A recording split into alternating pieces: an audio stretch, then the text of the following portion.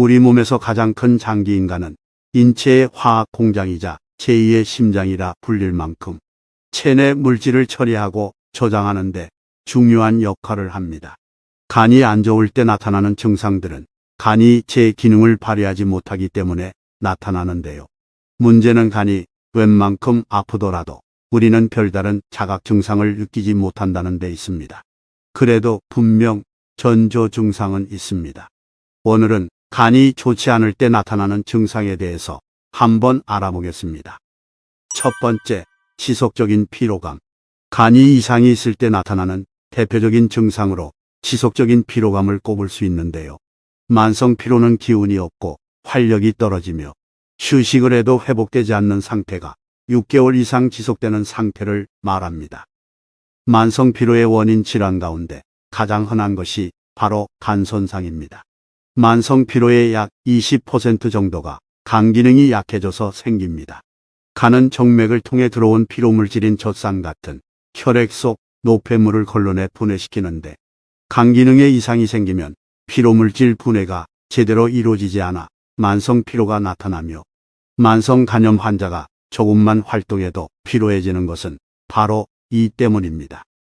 두 번째, 황달. 간세포성 황달은 간세포가 손상되어 빌리루빈을 처리하고 배설시키는 증상이 저하되어 생기는 것으로 대표적으로 급성 바이러스성 간염이 있습니다. 혈액으로 넘쳐나오는 빌리루빈이 소변으로 배설되어 소변이 진한 갈색을 띠게 되는데 이후 피부의 색소 침착이 시작되면 가장 먼저 눈의 흰자위가 황색으로 변합니다. 황달 시 대변색이 연해지기도 하는데 이는 담즙이 배출되는 통로가 막혀 배설이 제대로 이루어지지 않아 담즙이 대변에 섞여 나오지 않기 때문입니다. 세 번째, 짙은 갈색 소변. 소변이 짙은 갈색을 띈다면 먼저 일시적인 현상인지 아닌지 구분할 필요가 있습니다. 음식을 짜게 먹거나 비타민 B를 많이 섭취해도 잠시 소변의 색이 진해질 수 있으며 여러 감염증이나 혈액 응고를 막는 약물 등을 복용해도 황색 소변을 볼 수 있습니다. 이러한 이유가 아닌데도 계속해서 진한 황색의 소변을 본다면 간에 문제가 생겼을 가능성이 있습니다. 간 기능이 떨어지면 체내 빌리루빈의 수치가 높아지는데 노란빛을 띠는 빌리루빈이 소변으로 배출되면 소변색이 유독 진해질 수 있습니다. 네 번째, 소화불량. 간은 소화 기능에도 많은 관여를 하고 있습니다. 간에서 분비되는 수천 가지의 효소들은 소화에 직간접적으로 관여를 하고 있는데요. 간 기능 저하가 있을 경우 소화 효소들의 분비가 원활하지 않게 되고 이는 곧 기능성 소화불량으로 이행되어 구토, 복부 통증, 설사 등이 나타날 수 있습니다. 다섯 번째, 잦은 출혈. 간은 혈액응고 인자 생성에 관여하는데요. 혈액응고 인자는 혈관 조직이 손상을 받으면 지혈을 유도하는 물질입니다. 간질환이 생겨 간세포가 혈액응고 인자를 충분히 만들지 못하면 출혈이 잦아지고 만성 간질환 환자에게 출혈은 주요 합병증 중 하나이고 사망 원인의 약 20%를 차지합니다.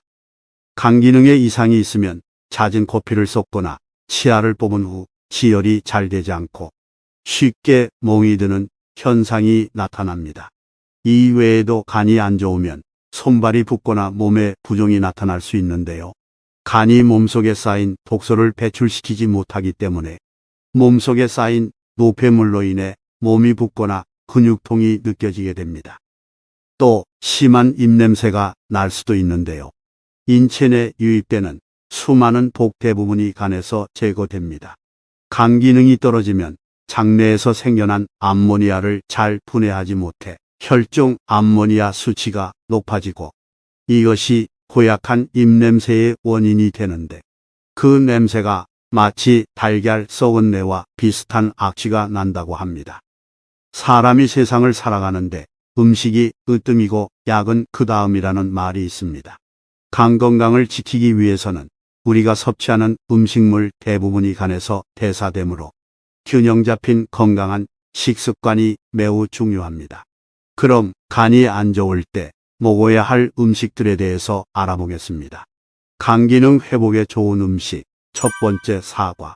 사과는 식이섬유와 비타민, 미네랄, 그리고 플라보노이드와 같은 식물성 화학물질을 포함하고 있습니다.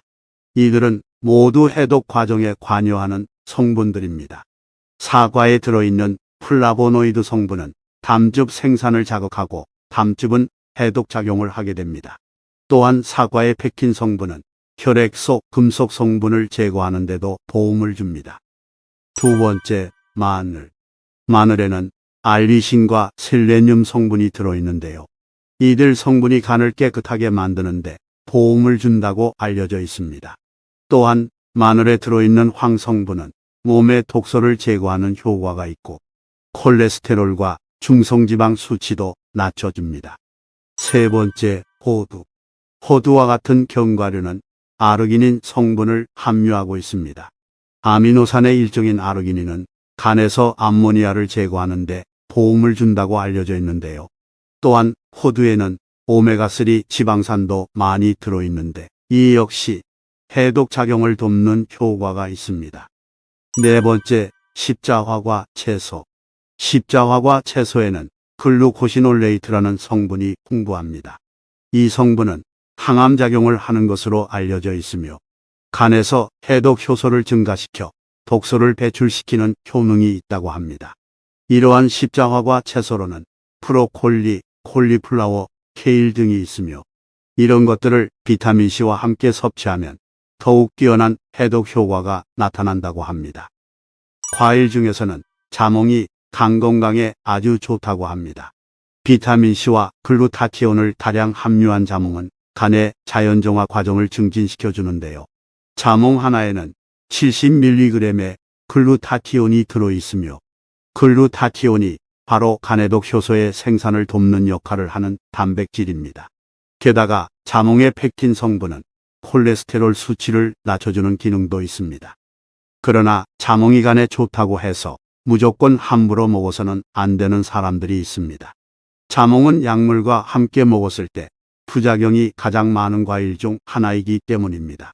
실제로 자몽은 85가지 약물의 부작용과 관련이 있으며 지금도 그 수는 계속 증가하고 있다고 합니다.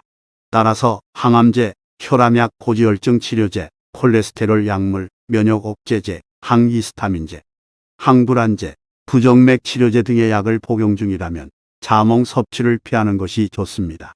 특히 자몽 주스는 자몽 성분이 농축돼 있으므로 더 주의를 하시는 것이 좋습니다. 오늘은 간이 좋지 않을 때 나타나는 증상 몇 가지와 간 기능 회복에 도움을 줄 수 있는 음식들에 대해서 한번 알아봤습니다. 오늘 음식 포감에서 알려드린 내용이 우리 구독자님들의 건강을 지키는데 도움이 되었으면 합니다. 지금까지 여러분의 건강을 지켜드리는 음식 포감이었습니다.